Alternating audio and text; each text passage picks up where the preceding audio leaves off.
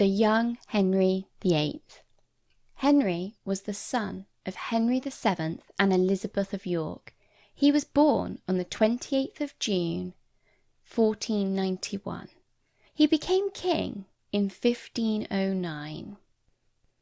Have a look at these sources.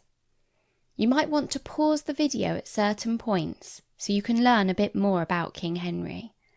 This is a portrait of Henry VIII, and it is in fact one of the earliest portraits of Henry as King of England.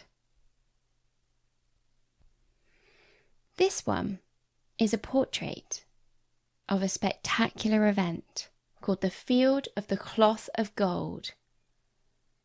This was when Henry was at the height of his power.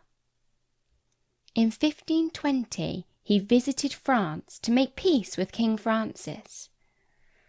And this event was called the Field of the Cloth of Gold, due to the gold-embroidered tents provided by Henry. No expense was spared on the 2 weeks of feasts, parties, and entertainment. And if you look closely, you can see Henry riding upon his horse, and you can see his people and soldiers and ladies and lords gathering around and celebrating. This was a piece of armour that was created for Henry to wear at the Field of the Cloth of Gold. And it was etched with decorations, including figures of St. George and Tudor roses. And at the time, this reflected Henry's fashion sense. Henry was a keen sportsman and often enjoyed jousting and getting involved in the events. This is a close-up of Henry riding on his horse at the Field of the Cloth of Gold. It shows him riding out to meet the King of France, and he was wearing an impressive golden robe.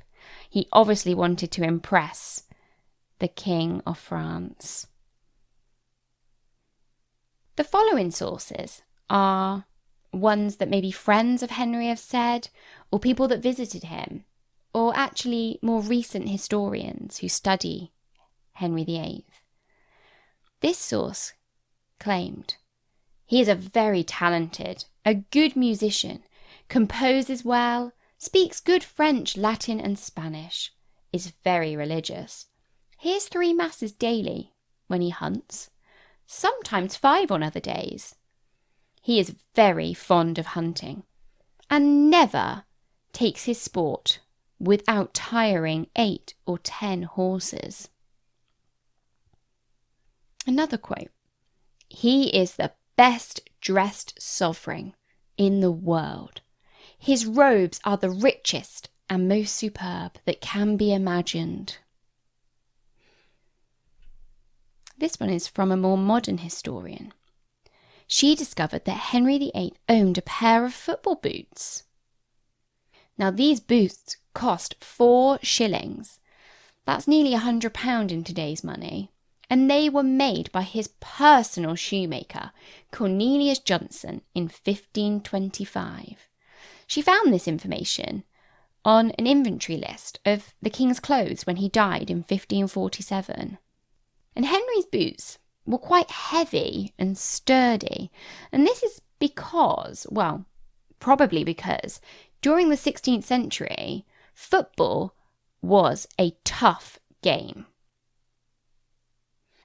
Football in Tudor times was also vicious. There was no teams and no rules, so it was not a game for gentlemen. It is said that it was a game of beastly fury and extreme violence. Let's introduce to you Catherine of Aragon. She was Henry's first wife. And in fact, their beginnings are a little bit strange. She was originally married to Henry's older brother, Arthur. But Henry's older brother, who was the original heir to the throne, unfortunately passed away of some kind of sweating disease at the time. So Catherine and Henry's brother Arthur were only married for a very short time. After his death, her parents were not very happy. So she was then promised to marry Henry when he became King of England. Now, Catherine of Aragon was a favourite daughter of Queen Isabel. And Queen Isabel ruled over the largest country in Spain.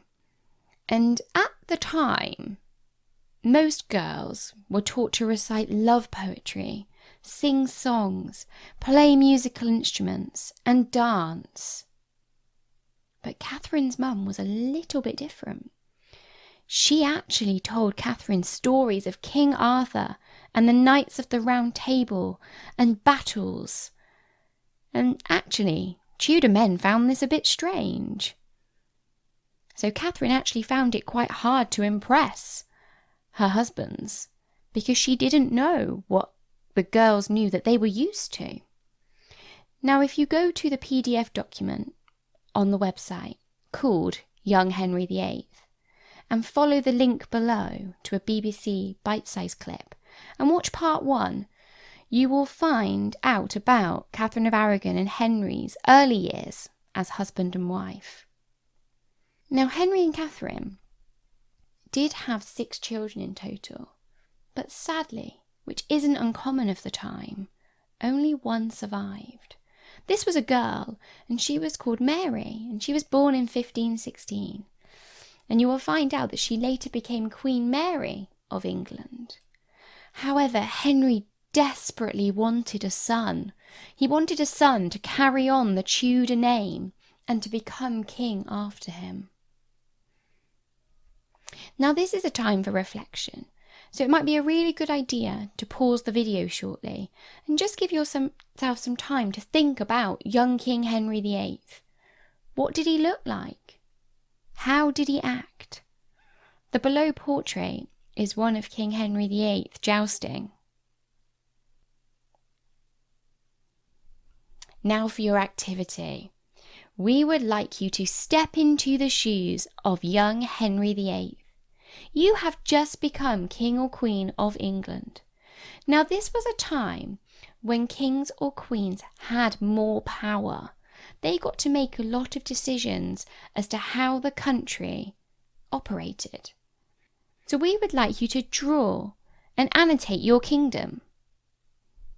Come up with your own kingdom. We would like you to consider these questions.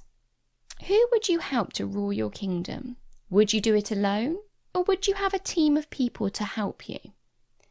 Would you have any laws or rules that your people had to follow? How would you protect your kingdom from invasions, from people who wanted to take your land away from you? Would you have a hierarchy? For example, peasants, landowners, noble people, lords and ladies. Would you be a fair ruler? How would you treat your people? This might be a good time to pause the video and have a go at thinking about this task. A coat of arms. Now, a coat of arms is a unique design, painted sometimes onto a shield. These designs may be inherited, meaning that they pass through families and generations. Each symbol on a coat of arms would represent something important that has meaning to that family or country. And a coat of arms can vary depending on if you form new relationships with different countries or a ruler changes. Here is a coat of arms. What can you see on it? And who do you think it might belong to? Pause the video now just to have a little look, see what you can spot, and see if you think you know who it might belong to. Right, this is actually the royal coat of arms that belonged to Henry VIII. Some of the aspects on it that you can see is the red dragon. This was a symbol of the Tudor family, the Tudor dynasty. And then you have the lions, and they're the symbols of England. And you have a shield that represents battle, and a crown linked to the royal family. Now, what we would like you to do is to design your own coat of arms. So think about your family Are there things or objects or animals or colours that mean something to you? Put them in your coat of arms. There's a couple of more examples here. Some of these have names on them. Maybe you could include your family name on your coat of arms.